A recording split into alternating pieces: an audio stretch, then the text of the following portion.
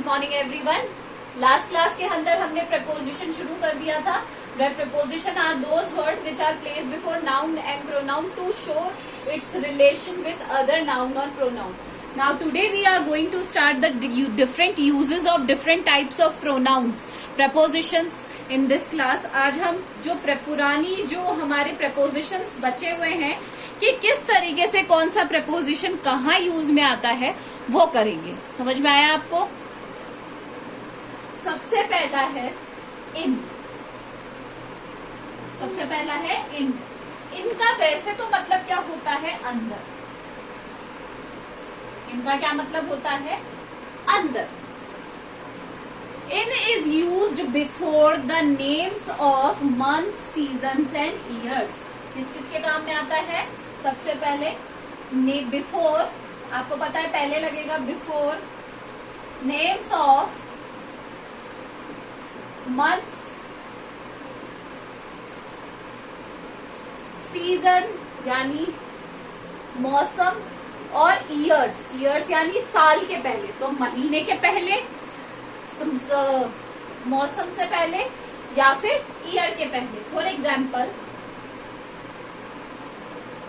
I was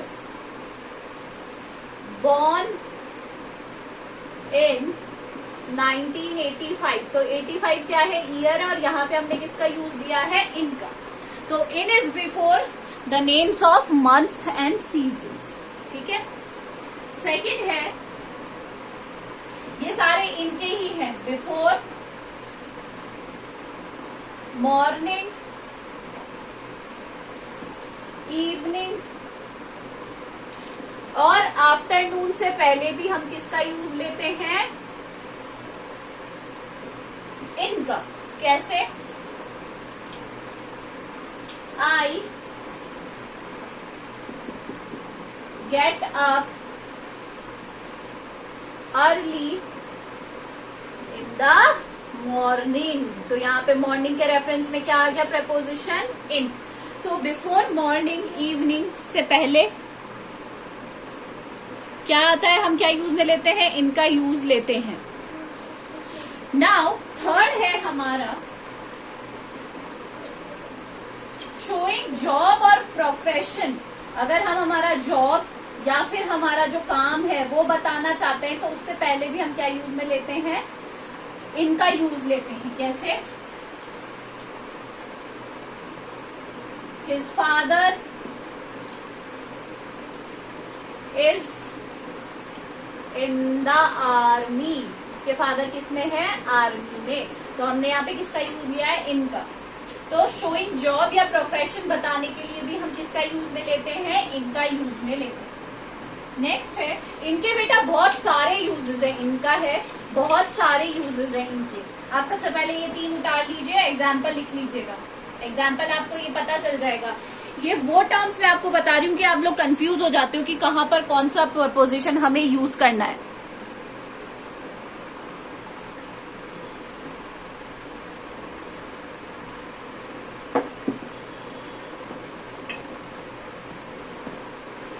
next है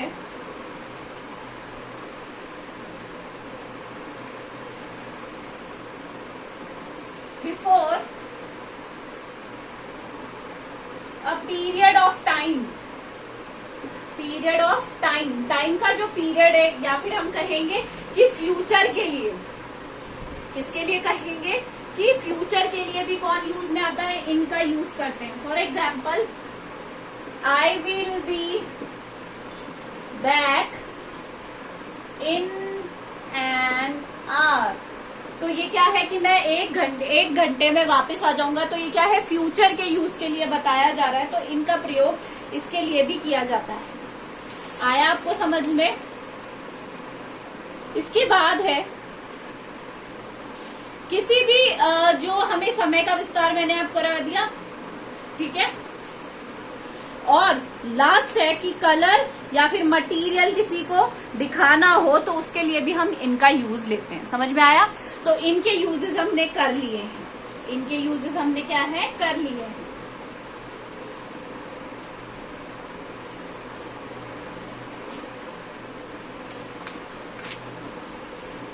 अब है नेक्स्ट ऑन। सेकंड क्या है? ऑन।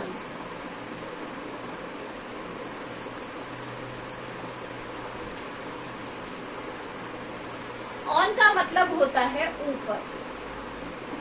ऑन का मतलब होता है किसी भी चीज के ऊपर। ठीक है, आया समझ में आपको? तो ऑन का यूज होता है सबसे पहले अगर कोई चीज किसी के ऊपर है तो, मतलब कोई भी चीज किसी के ऊपर है तो the position of a thing covering anything indicate the position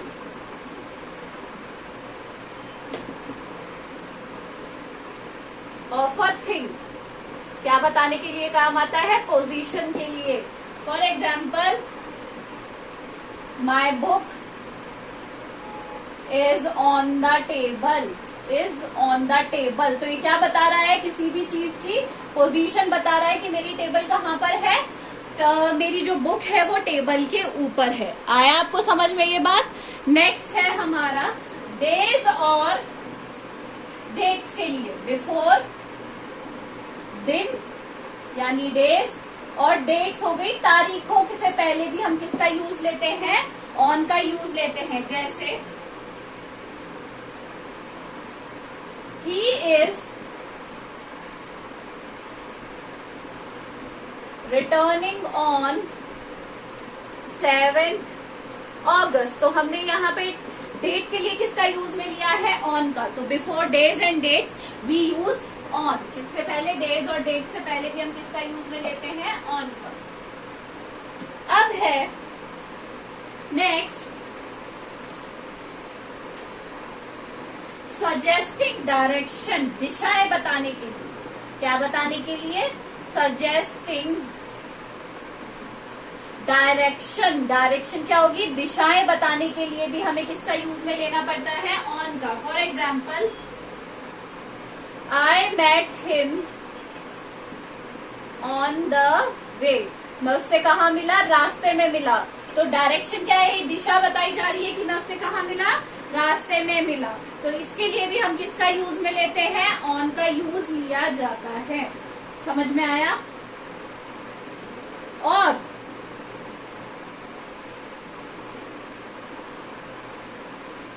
इसके बाद है आता है हमारा ऑन का यूज आता है अगर हम किसी के बारे में बात कर रहे होते हैं, किसी भी पर्सन से के बारे में बात करते हैं, रिलेटेड टू पर्सन, रिलेटेड या फिर कंसर्न टू अ पर्सन।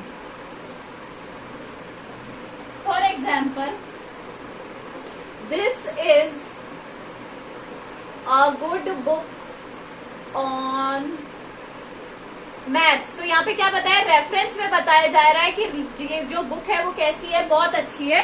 किसके ऊपर है? मैथ्स के ऊपर है। आया समझ में? तो ये हमारे दो हो चुके हैं। कौन कौन से कर लिए हमने? इन और ऑन।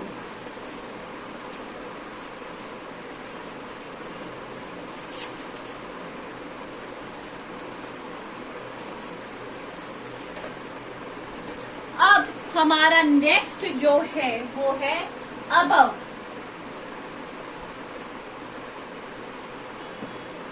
क्या है नेक्स्ट हमारा? अबव। इसका मतलब अबव का मतलब भी क्या होता है? अबव का यूज किया जाता है हायर पॉइंट के लिए। किसके लिए किया जाता है? हायर पोजीशन या फिर हायर प्लेस के लिए। किसके लिए? हायर पोजीशन या फिर हायर पॉइंट के लिए। But it is use for higher point. Higher मतलब कुछ ऊंचाई पर। फॉर एग्जाम्पल देखो, the kite are flying above the tree. तो कि कहाँ उड़ रही है? ऊंचाई पे उड़ रही है ना। ऑन में तो क्या होता था? ऊपर ही रखी है। बट अबव में क्या होता है? ऊंचाई पर उड़ रही है, तो हायर पॉइंट को दर्शा रही है। ये हो गया हमारा फर्स्ट। सेकंड है हमारा superior in rank. Superior in rank का मतलब होता है ऊपर की जो रैंक है उसको दर्शाने के लिए। कैसे? He is above major in the army. उसकी जो रैंक है वो क्या है? अबव है, ऊपर है। किससे? आर्मी में। तो अब सुपीरियर इन रैंक को मतलब सुपियोरिटी बताने के लिए। आया समझ में आपको? नेक्स्ट है हमारा कमिंग अर्लियर। कमिंग अर्लियर का मतलब होता है जल्दी आना। जल्दी आने के रेफरेंस में भी हम किसका यूज में लेते हैं? अबव का। जैसे हिज नेम